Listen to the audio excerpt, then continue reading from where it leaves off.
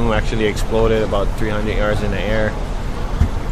Particles of the lava actually landed on the vessel, damaged most parts of the vessel. From what I heard, actually a big chunk fell through the roof and partly on passengers. We've seen parts of the lava on the vessel when we pulled up to it. There's a few big chunks that was on the roof, and we could see chunks laying all over the side of the boat and on the floor of the boat. We were going out to see the main entry into the ocean. The hotspot boat was about 5-10 minutes ahead of us, and they were facing the ocean entry, and we were coming up to them at perpendicular, and then it just exploded straight out at the boat. We could hear the rocks hit the boat and the people yelling, and they just got caught in one of those places where the lava collapsed and just blew out.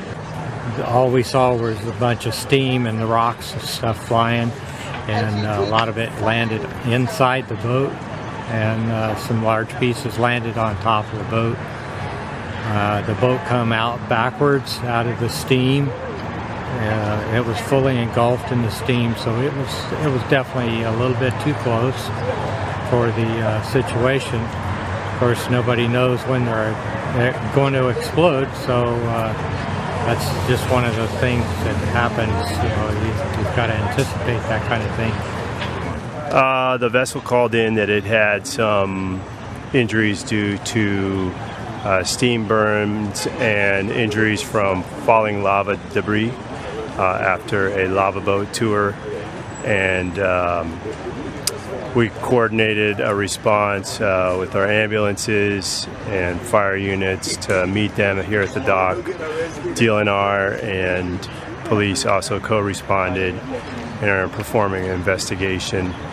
We had 9 patients overall. 3 were transported by medic units, and 1 went to the hospital via personal vehicle.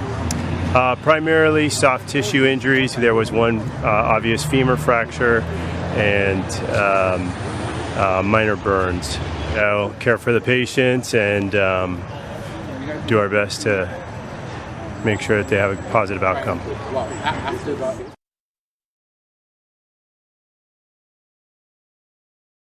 Good afternoon. A couple of opening remarks before I turn it over to our primary speaker, Jason Radula, who's the Assistant Enforcement Chief for the DLNR Division of Conservation and Resources Enforcement, or DOCARE.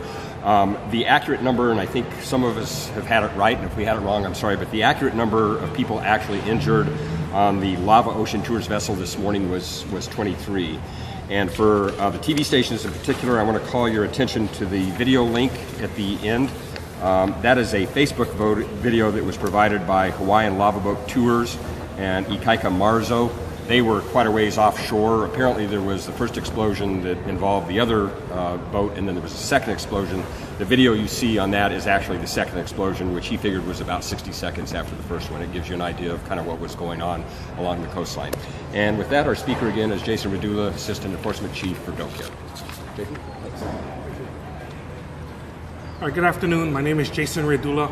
I'm the Deputy Enforcement Chief with DLNR's Division of Conservation and Resources Enforcement. Just have a brief update. This morning, officers with the Division of Conservation and Resources Enforcement, along with Hawaii County first responders, responded to a report of an incident involving a commercial tour vessel which was operating in the area of the Kapoho Ocean Lava Entry. Apparently there was some sort of volcanic explosive event that caused hot molten lava to be hurled upon the vessel, causing numerous injuries to the persons on board. Right now we do know that in excess of 20 people have been injured. 1 has been injured seriously, others on a more minor scope. There is a multi-agency investigation occurring, which includes our partners at the U.S. Coast Guard, the Hawaii County Police Department, and the Division of Conservation and Resources Enforcement. I want to stress that at this time, this investigation is in the very early stages, and therefore we'll have no comment to make as far as what the investigation is looking like or any of the findings thus far.